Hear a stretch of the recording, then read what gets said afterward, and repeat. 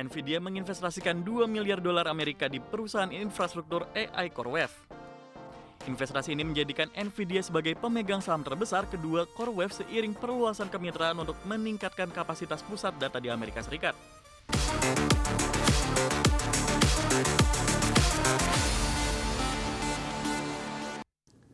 Nvidia menggelontorkan investasi 2 miliar dolar Amerika ke perusahaan infrastruktur AI CoreWeave. Langkah ini bertujuan memperkuat kapasitas pusat data di Amerika Serikat dan menjadikan Nvidia sebagai pemegang saham terbesar kedua di tengah persaingan infrastruktur kecerdasan buatan yang kian ketat.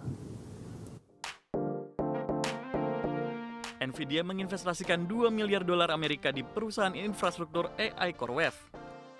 Investasi ini menjadikan Nvidia sebagai pemegang saham terbesar kedua CoreWeave seiring perluasan kemitraan untuk meningkatkan kapasitas pusat data di Amerika Serikat. Melansir Reuters, pengumuman investasi pada 26 Januari 2026 mendorong saham CoreWeave naik sekitar 9% dalam perdagangan pre-market. Kinerja saham ini mencerminkan optimisme pasar terhadap prospek bisnis infrastruktur AI. Investasi baru dari Nvidia akan digunakan CoreWeave untuk mempercepat pengadaan lahan dan daya listrik. Perusahaan menargetkan pembangunan lebih dari 5 gigawatt kapasitas pusat data AI hingga tahun 2030. Nvidia berinvestasi dengan harga pembelian 87,20 dolar Amerika per saham. Langkah ini menambahkan sekitar 23 juta saham dan hampir menggandakan kepemilikan Nvidia di CoreWeave menjadi sekitar 6,3% menurut perhitungan Reuters. CoreWeave menegaskan dana investasi tidak digunakan untuk membeli prosesor Nvidia. Dana akan dialokasikan untuk ekspansi pusat data lainnya, riset dan pengembangan, serta penambahan tenaga kerja di tengah lonjakan permintaan layanan AI. Berbagai sumber, IDX Channel. Raksasa apparel olahraga Nike kembali melakukan pemutusan hubungan kerja terhadap 775 karyawannya di Amerika Serikat. Langkah ini diambil sebagai bagian dari strategi perusahaan untuk meningkatkan profitabilitas serta mempercepat penggunaan teknologi otomatisasi di pusat distribusi.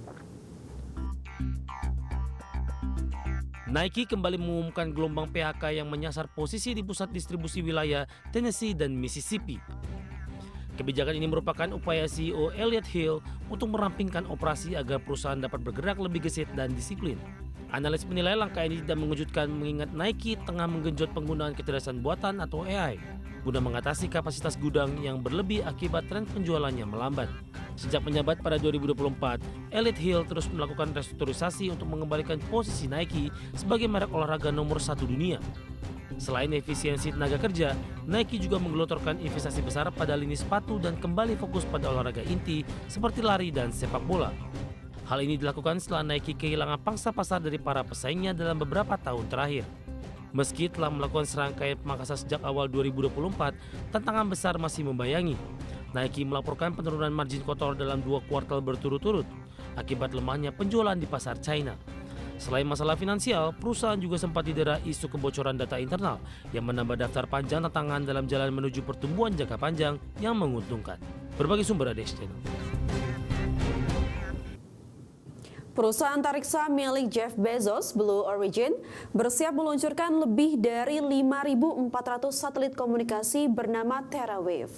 Jaringan ini dirancang untuk menyediakan akses internet global dengan kecepatan transfer data super cepat yang menyasar sektor bisnis hingga pemerintahan.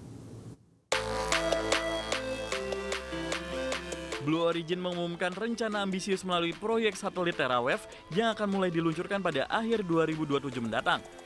Jaringan ini diklaim mampu mencapai kecepatan unggah dan unduh hingga 6 terabyte per detik, jauh melampaui layanan satelit komersial saat ini. Berbeda dengan Starlink milik Elon Musk yang menyasar individu, TerraWave akan lebih difokuskan pada pusat data, korporasi, serta instansi pemerintah. Meski meluncurkan ribuan satelit, jumlah armada Blue Origin di orbit masih akan di bawah Starlink milik SpaceX yang saat ini mendominasi pasar. Selain Starlink, TerraWave juga akan bersaing dengan proyek satelit Kuiper milik Amazon yang berencana mengorbitkan lebih dari 3.000 satelit. Persaingan antar miliarder ini semakin memanaskan industri internet berbasis satelit orbit rendah. Untuk mendukung misi ini, Blue Origin terus memperkuat infrastruktur teknologinya. Pada November lalu, perusahaan berhasil mendaratkan roket pendorong di platform terapung untuk pertama kalinya menyusul kemampuan yang sebelumnya hanya dimiliki SpaceX. Sebelumnya, Blue Origin juga sukses menarik perhatian publik melalui penerbangan luar angkasa berawak yang melibatkan sejumlah pesohor ternama. Berbagai sumber IDX Channel. Kembali di Prime Market Highlight pemirsa, perusahaan minyak Saudi Aramco menerbitkan obligasi dengan total 4 miliar dolar Amerika Serikat. Ya, obligasi tersebut akan diterbitkan dalam 4 tahap dengan jatuh tempo 3 hingga 30 tahun. Perusahaan minyak terbesar di dunia Saudi Aramco menerbitkan obligasi dalam 4 tahap senilai total 4 miliar dolar Amerika. Perusahaan minyak asal Arab Saudi ini menerbitkan 4 seri obligasi dengan nilai 500 juta, 1,5 miliar, 1,25 miliar, serta 750 juta dolar Amerika. Adapun jatuh tempo masing-masing obligasi tersebut masing-masing 3 tahun, 5 tahun, 10 tahun, dan 30 tahun. Adapun pemesanan obligasi ini telah lebih dari 21 miliar dolar Amerika. Angka ini menggambarkan minat investor yang kuat terhadap obligasi Saudi Aramco sehingga memungkinkan Aramco mempersempit spread pada obligasi 3 tahun menjadi 60 basis poin atau di atas obligasi pemerintah Amerika Serikat. Spread tersebut jauh lebih rendah dari perkiraan awal, yakni 100 basis poin di atas obligasi pemerintah Amerika Serikat. Lalu obligasi 10 tahun dan 30 tahun tetapkan masing-masing spread sebesar 95 basis poin dan 130 basis poin. Sementara itu Citi, Goldman Sachs, HSBC, JP Morgan, dan Morgan Stanley bertindak sebagai penjamin emisi aktif penerbitan obligasi ini. Berbagai sumber IDX Channel. Pemirsa, Meta Platforms digugat produsen kacamata pintar Soloso Technology atas dugaan pelanggaran paten pada produk Ray-Ban Meta.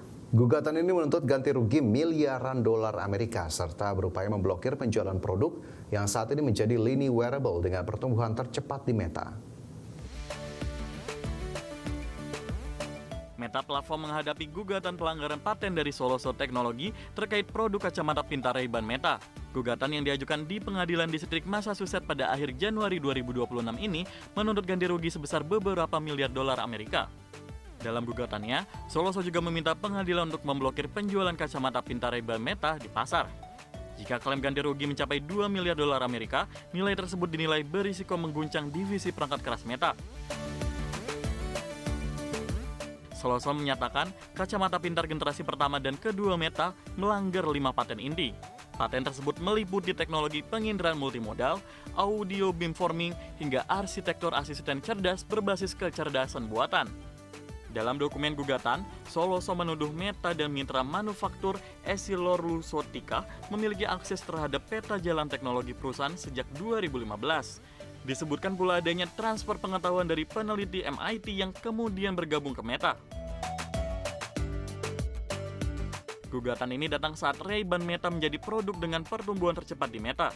Perusahaan bahkan menargetkan produksi hingga 30 juta unit pada 2026 dengan harga mulai dari $299 Amerika Serikat per unit. Berbagai sumber IDX Channel.